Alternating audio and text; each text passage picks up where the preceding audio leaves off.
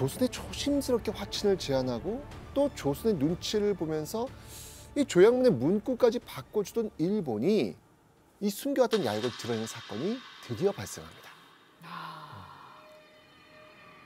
조선이 일본에 나라를 빼앗길 수밖에 없었던 두 번째 결정적 사건. 이 사건입니다.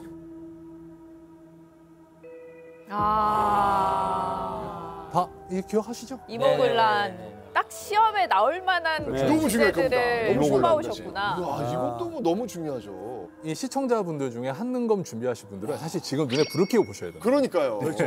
무조건 나오는 분. 무조건. 자, 앞서 말한 1876년 조일수호 조교 체결 이후에 조선엔 정말 많은 변화가 일어납니다. 그리고 이때 만들어진 신식군대가 있어요. 도일씨. 네. 별기군. 알죠. 네. 시험 문제 꼭 나오는 거.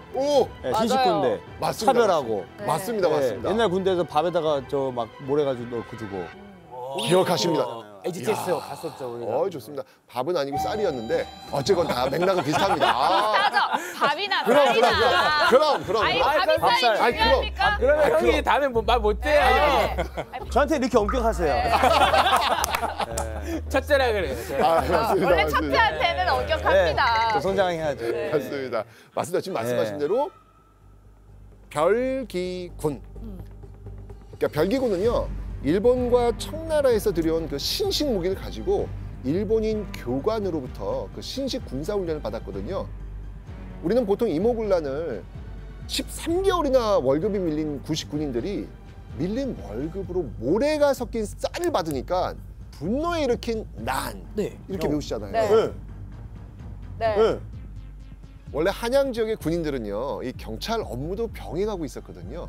이들은 원래 자신의 그 담당 구역에서 여러 가지 그 명목의 세금을 받거나 뇌물을 좀 받으면서 수입을 얻은 상태였는데, 근데 이 고종이 신식군대 별기군을 설립하니까 몰래 받던 뇌물도- 것도 못 받고. 그렇죠. 뇌물도 못 받게 된 상황이 된 거예요. 그런 와중에 밀린 월급으로 뭐가 섞였다? 모래가 섞인 쌀을 받은 거예요. 먹고 살기 힘들어진 구식군들의 그 화가 빵 하고 터지고 만 겁니다. 바로 이때 다급해진 고종이 했던 행동이 있잖아요. 이모군란을 좀 진압하기 위해서 청나라에 군대를 요청합니다. 맞습니다. 자, 이 고종의 요청에 따라 가지고 약 한 3천여 명의 청나라 군인들이 조선에 파견된 겁니다. 근데 여기 끝난 게 아니라 이 사건을 계기로 일본 군대까지 들어오지 않습니까? 예, 맞습니다. 타이밍이. 고종이 도움을 요청한 건 청나라인데 일본은 대체 어떻게 조선의 군대를 주둔시키게 됐을까?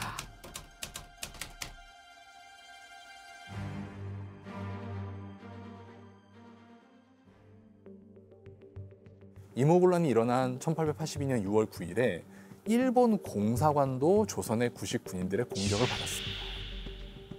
일본 공사관을 불태우고 일본인 교관을 죽이기까지 했습니다.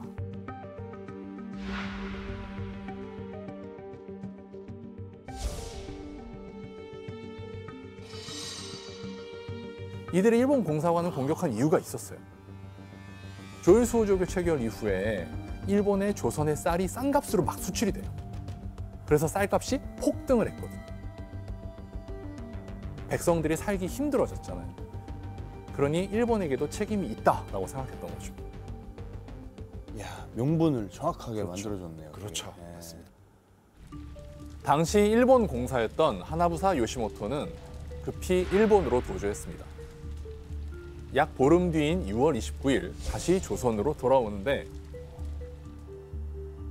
군함 4척, 수송선 3척, 그리고 공사관을 수비하기 위해서 데리고 온 일본군의 수가 1,500명.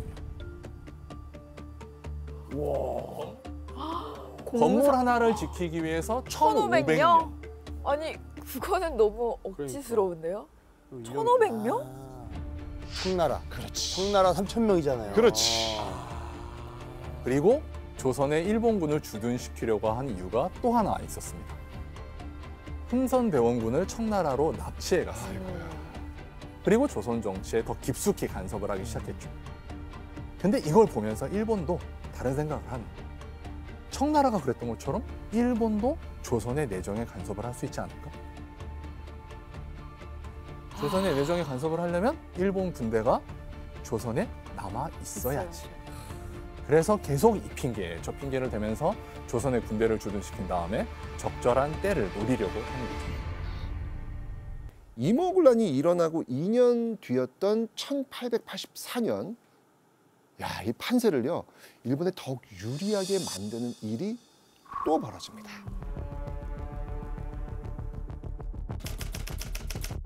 (1884년 10월 17일) 밤 9시였습니다.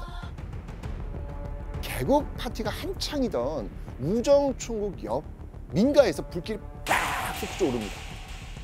곧이어 이 고종 부부가 있는 침전으로 한 신하가 급히 달려오죠. 급히 몸을 피하셔야 합니다. 이 신하의 다급한 말에 고종은 어리둥절한 표정으로요, 대체 무슨 사고가 일어난 것이냐라고 물어봅니다. 근데 대답을 들을 수도 없이요, 이번에는요 구멍 안에서 뻥 하고 이 폭탄 터진 소리가 들리는 거죠. 조선이 일본의 나라를 빼앗길 수밖에 없었던 세 번째 결정적 사건이 일어난 겁니다. 갑신정변. 갑신정변. 바로 조선의 젊은 관료들이 청나라로부터의 독립 그리고 조선의 개화를 목표로 일으킨 갑신정변입니다. 임오군란 이후에 고종과 같은 그 개화 사상을 가진 젊은 신진 관료들이 조조에 대거 등용이 됐거든요. 그런데 임오군란 이후 이 조선에 대한 청나라 내정 간섭이 길어지니까 청나라에 대한 반발 심리가 확 높아지게 된 거예요. 청나라 싫다. 자, 그럼 어느 쪽 편이 많아질까요? 일본. 그렇죠. 반대니까 네, 반대. 일본. 게다가 당시 김옥균은요, 고종의 명령을 받아가지고 일본을 둘러보고 온 적이 있었거든요. 이때 김옥균이 일본에서 목격한 거. 조선에선 사람이 수작업으로 하는 일을 일본에선 기계가 기계로. 대신해주고 있고요. 물자 운송은 차량이 막 대신해주고 있고요. 화폐 찍어내는 그 지폐 주조 기술까지 있는 거예요. 발전된 일본의 모습을 보고요, 김옥균은 정말 깜짝 놀랍니다. 그래서 조선도 빨리 이런 기계 도입해가지고 근대화해야 되겠다라고 생각했을 거 아닙니까? 네네. 그런데 당시 고종하고 명성황후는요, 그냥 청나라 도움 받으면서 조금씩 개화를 해야 된다고 생각을 했거든요. 자, 그래서 이 김옥균을 중심으로 한 이 친일 개화파가 정변을 일으켜서 빨리 정말 나라를 제대로 뒤집어 보자라는 그 계획을 세우게 된 겁니다.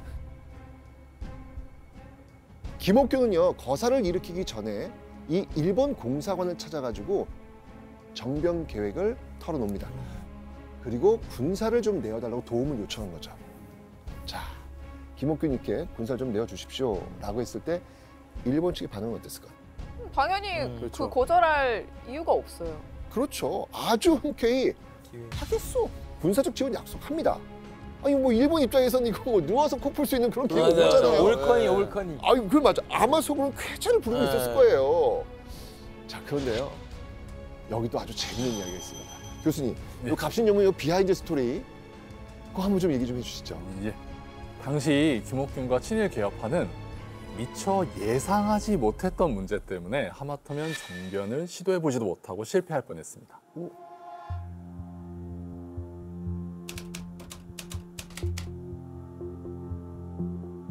잠재우기 프로젝트? 고종 잠재우기? 이거 뭐죠? 자, 김옥균과 친일 개혁파가 갑신정변에 실패할 뻔한 이유, 다름 아닌 낮과 밤이 완전히 뒤바뀐 고종의 무너진 생활 습관이었습니다. 그래요? 고종의 평균 기상 시간이 오후 3시. 몇 시에 몇 시에 자는데요? 자는데? 그럼 그러려면은 새벽 4, 5시에 자야 돼. 맞습니다. 요즘에는 이제 저녁에 핸드폰 보면 볼 게 너무 많으니까 맞아요, 뭐 맞아. 쉬는 날 새벽 4시, 5시 금방 가거든요? 네네네. 그 당시에는 뭐 핸드폰도 없을 텐데. 몇 가지 이유가 있었습니다. 첫 번째는 고종한테는 정치적인 적들이 많았거든요. 자기 아버지 흥선대원군도 그렇고 그러니까 보안을 위해서 그런 게 있고요. 불안했구나. 또 하나는 명성황후. 조선시대의 왕비는 정치에 참여할 수가 없었습니다. 그런데 그때 기록을 보면은 고종이 새벽 1시에 신하들을 불러요. 네. 그러면 고종이 거기서 이런저런 지시를 하면은 경풍 뒤에 명성황후가 있었어요. 그래서 명성황후가 직접 신하들한테 뭘 물어보기도 하고 일을 처리하기도 하고 그런 식의 정치를 했다고 합니다. 그렇게 일을 하고서 새벽 4, 5시에 자는 거죠. 그리고 오후 3시에 기상. 그러니까 이 급진괴합파들이 정변을 일으키려고 하는데 이걸 보는 눈이 많은 환한 대낮에 할 수는 없잖아요. 고종은 낮에 자는데. 그래서 성공적인 거사를 위해서 김옥균과 친일 개혁파들한테는 또 다른 미션이 주어지게 됩니다. 그게 가능한가? 어떻게 해요? 수면제 잠들게끔. 아니 낮에 자꾸 가가지고 왕한테 뭐 결제 받으려고 계속 가요. 오. 네. 잠깐만. 정답. 오 역시. 와. 예. 아침 일찍 고종한테 일거리 폭탄. 그렇죠. 왕의 일거리가 결제하는 거니까. 그렇죠. 계속 주는 거죠. 김옥균이 남긴 갑신 일록에 따르면 그때 고종이 아침에 잠들랑 말랑할 때 그 왕의 비서실에 쌓인 문서를 잔뜩 들고 고종을 찾아갔다고 합니다. 결국 고종은 오후 늦게가 돼서야 깊은 잠에 빠져들게 됩니다. 오 성공이네요. 네. 그러면. 자, 그렇게 고종을 재우는 데 성공한 이 김옥균과 친일 개합파는요, 계획대로 신정변을 일으키는데 성공합니다. 네. 그리고 고종과 명성황후 부부를요, 옆에 있는 그 경우궁으로 유인하는 데도 성공을 합니다. 일본군은요, 바로 대문 안팎을 둘러싸고 사람들의 출입을 철저히 통제를 합니다. 김옥균과 친일 개합파는요, 이제 본격적인 개혁을 추진해야겠다고 생각을 했겠죠. 그런데 그로부터 이틀이 지난 1884년 10월 19일 오후에 김옥균을 비롯한 친일 개합파는 물론이고요, 일본군마저 깜짝 놀랄 만한 뜻밖의 사건이 일어납니다. 청이 오 오나요? 맞습니다. 바로 청나라가 고종 부부를 구하기 위해 군사를 보낸 거예요. 궁궐을 점거하고 있던 일본군과 친일 개합파는 약 500여 명이었고요. 고종 부부의 신변을 확보하기 위해서 달려온 청나라군은 대략 1,500명. 와. 3배. 차이가 크네요. 네. 군 안에서 결국 두 나라의 군사가 제대로 맞붙은 거죠.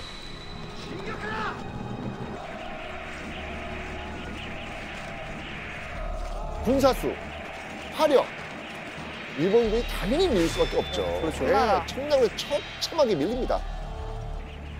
예상과 다르게 일이 막 커지니까 일본 공사 당황했던 거예요.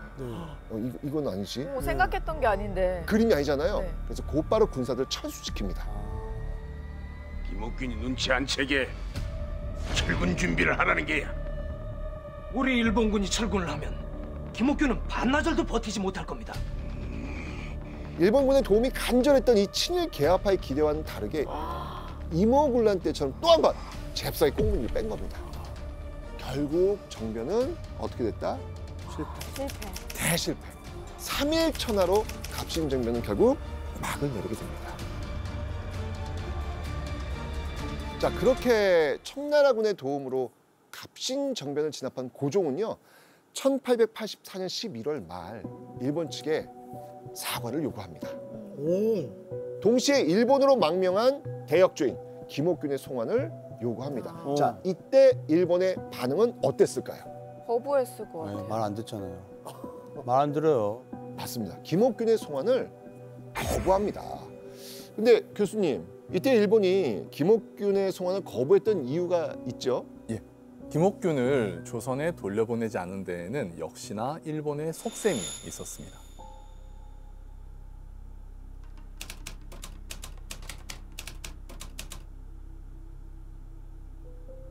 일본은 조선을 침략할 계획을 계속 갖고 있었잖아요. 한 나라가 다른 나라를 침략하기 위해서 가장 절실하게 필요한 것. 스파이.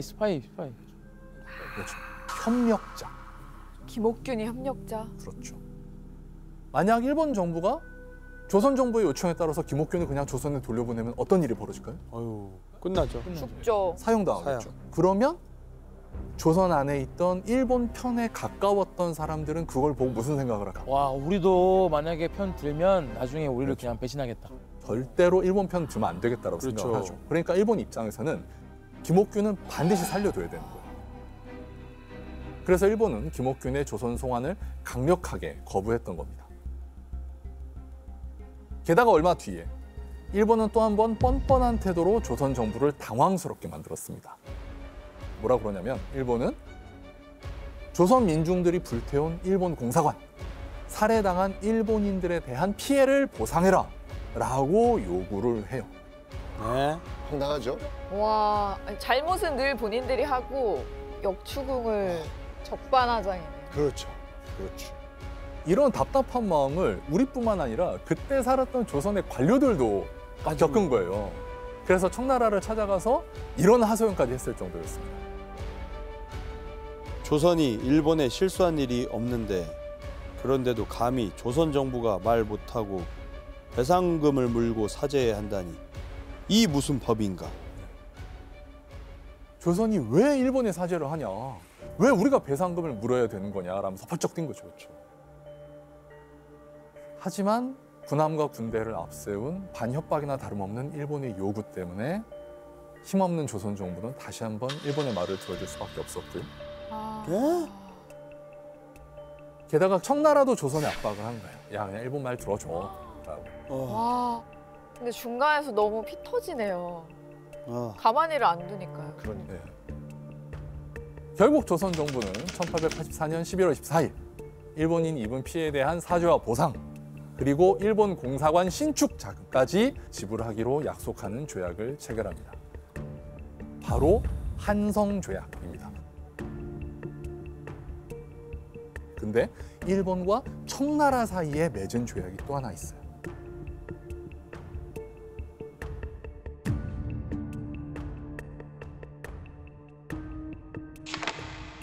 일단 청나라 군대를 조선에서 철군시킵니다.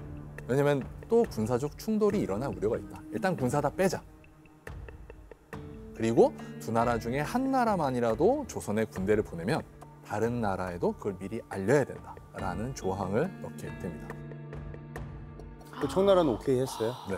왜냐면 왜 또 관계를 그냥 서로 그러니까 청나라나 일본도 이 시점까지는 이게 전쟁까지 가서는 안 된다라고 원하지는 않아. 서로 생각을 했던 거예요. 예. 아이고. 자, 반면 이 조선은요, 일본의 야욕을 정확히 모른 채 일본 손아귀에서 벗어났다라고 안심을 해요. 하지만 일본은요, 갑신정변 실패 이후에도요, 조선 침략을 위한 움직임 결코 멈추지 않습니다. 국가 예산의 20% 이상을 이 군사비에 사용하면서 힘을 길렀고요. 서양의 군사 장비를 수입했고요. 군사 시설도 확장합니다. 일본은 그렇게 날카로운 발톱을 숨긴 채 결정적 한 방을 노리면서 이를 갈고 있었던 겁니다. 그렇게 약 10년의 시간이 흐른 1894년입니다. 이 조선이요, 일본에 의해서 또 한 번 쑥대 맛이 되고 맙니다. 조선이 일본의 나라를 빼앗길 수밖에 없었던 네 번째 결정적 사건. 제가 뽑은 네 번째 사건은 바로 이겁니다. 바로 동학농민혁명입니다. 1876년 개항 이후에 물가는 계속 오르고 또 지방 관리들의 횡포가 이어지면서 농민들의 생활이 굉장히 어려워졌었습니다. 결국 1894년에 전봉준을 중심으로 한 8천여 명의 동학교도와 백성들이 반외세, 반봉건을 외치면서 봉기를 일으킨 겁니다. 이 전쟁의 승패를 나는 알지 못하오. 하나 내가 한 가지 확신하는 것은 싸우지 않으면 문명의 탈을 쓴 야만에게 우리가 지배당할 것이라는 사실이. 이 동학농민군은요 정말 이 백성들의 환호를 받으면서 정말 승승장구합니다. 동학농민군이 이대로 한양까지 딱 진격한다면 조선조정 어떤 반응을 보이겠습니까? 이거는 뭐 컨트롤이 안 될 것 같아요. 그럼요. 덜컥 겁이 났던 이 조선조정은요 누군가에게 도움을 요청합니다. 맞아요. 이모군란 때도 그랬던 것처럼 청나라. 맞습니다. 바로 청나라. 고종은요 이 동학농민군 진압을 위해서 이번에도 또 청나라에 도움을 요청한 겁니다. 그러자 일본이요 청나라가 군대를 파견할 때 서로에게 통지해야 한다는 텐진 조약을 근거로 들면서 군사를 파견한 거예요. 자, 그런데 청해 양국이 조선에 개입한다는 딱 소식을 들으니까 동학농민군들이 이건 아니지, 이러다가 이거 전쟁 벌어지는 거 아니야? 라고 하면서 자진해산을 합니다. 자, 그렇게 혁명의 불씨도 좀 잠잠해질 것 같던 1894년 6월 21일 자정, 어둠이 짙게 깔린 이 경복궁 주변, 여기에요 완전 무장한 군사들이 가득 몰려옵니다.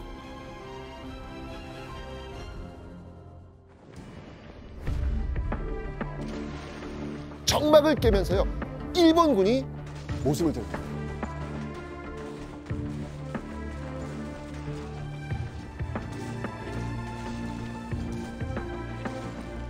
돌격신에 맞춰가지고요 거침없이 궁궐 담을 넘은 일본군은요 곧장 누군가가 있는 곳으로 달려가지요. 일본군이 향한 곳 다름 아닌 도종 침소입니다.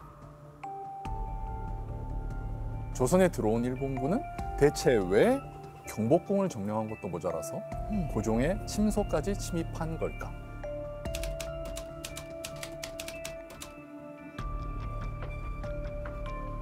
고종을 찾아간 일본의 속내. 이때 일본이 청나라에 보낸 문서를 보면 일본의 속내를 제대로 알 수 있습니다. 청나라는 사사건건 스스로 반도를 속국이라 주장하며 음으로 양으로 반도의 내정에 간섭했다. 거기에 내란이 일어나자 속국의 위기를 구한다는 구실로 출병했다. 짐은 조선에 군사를 보내 전란을 영구히 없애 치안을 유지하고 동양 전역의 평화를 유지하려고 한다. 메이지 천황의 선전포고문입니다. 청나라는 조선을 사사건건 속국으로 만들려고 하고 있다. 청나라가 나쁘다. 네. 우리는 조선의 자주 독립을 방해한 청나라를 물리치고 동양의 평화를 이루기 위해서 정의의 전쟁을 벌이는 거다. 그러니까 단순히 침략을 위한 전쟁이 아니다. 이게 바로 일본이 국제사회에 비치길 원했던 모양새였던 겁니다. 정의로운 나라. 그렇죠. 겉에서 보기에 평화를 지키기 위해서 하는 거다라는 게 평화의 필요했네요. 수호신. 네. 동양의 평화. 즉 우리가 착한 편. 경복궁을 무단으로 점거하고 고종의 침소에 침입한 이유, 바로 청나라와의 전쟁을 위해서 고종의 동의를 구하기 위해서였습니다. 청나라 군대를 조선 영토 밖으로 제발 쫓아내 주십시오 라고 하는 이 말을 듣고 싶었던 거예요. 그러면 일본 군대는 더 이상 침략군이 아니게 됩니다. 일본 군대는 조선을 위해서 파병한 정의로운 군대가 되는 거죠. 명분이 필요한 거예요. 그러니까 명분을 만드는 거죠 지금. 예. 그렇다면 고종은 이런 일본의 태도에 위협을 느끼고 어떻게 했을까요? 미국이나 영국 같은 다른 나라에도 도움을 요청합니다. 하지만 자신의 이익에 따라서만 움직이는 서구 열강들, 우리는 조선 전국에 개입할 수 없다 라고 미국과 영국은 고종의 요청을 단호하게 거절했습니다. 스스로 힘이 있어야 돼요. 맞아요. 그래야 도와주고 언젠가 자기들 도움 필요할 때 우리의 힘을 필요하기 때문에 도와주는 그렇죠. 거지. 그래서 일본군이 경복궁을 습격하고 이틀 뒤인 1894년 6월 23일, 일본은 당시 아시아 최강대국인 청나라를 공격해서 청일전쟁을 일으킵니다. 드디어. 그리고 9개월간 이어진 치열한 전투 끝에 결국 청일전쟁은 일본의 승리로 막이 내리게 됩니다. 이야, 그래요. 일본이 이겼으면 이제 거기에 대한 조약을 체결해야죠. 네, 청일 전쟁의 막을 내리는 회담을 엽니다. 시모노세키 조약을 체결합니다. 자, 조약 내용을 한번 살펴보도록 하겠습니다. 청은 조선이 완전 무결한 독립 자주국임을 확인한다. 아하. 따라서 독립 자주를 손상시키는 조선국의 청국에 대한 공헌, 전례 등은 장래 완전히 이를 폐지한다. 와. 자, 이 정세를 모른 척 얼핏 보면 조선의 좋은 문장처럼 보이지 않나요? 그죠? 그죠? 네. 예. 실제로 조선 사람 중에서는요, 조약의 내용을 전해 듣고는 조선이 청으로부터 독립됐다. 이렇게 하면서 반기는 사람도 있었다고 합니다. 자, 그런데 일본이 과연 조선을 위해서 이런 조항 넣었을까요? 전혀 아니죠. 아이, 절대 아니죠. 맞습니다. 야, 이제 조선은 확실한 독립국이니까 이제 청나라 신경 쓰지 마. 한마디로 이제 청나라는 조선에서 빠지라는 얘기였습니다. 그러니까 시모노세키 조약은요, 이제 청나라를 대신해 일본이 조선을 지배하겠다라는 선언이나 다름없었던 겁니다. 게다가 전쟁에서 승리한 일본은요, 청나라에 막대한 전쟁 배상금은 물론이고요, 요동반도와 그 대만을 비롯한 청나라 땅까지 받아냅니다. 청나라와의 전쟁에서 승리한 일본은요, 그야말로 그냥 파죽지세 그냥 그대로 북진해서요, 청나라 만주까지 진출을 합니다. 엎친 데 덮친 격으로요, 조선에서 일본의 영향력 엄청나게 높아지게 된 거죠. 제국주의 국가로 나아가면서 조선을 식민지로 삼으려고 했던 일본은요, 이제 조선의 내정에 야금야금 감섭하면서 그 계획을 구체화해 나갑니다.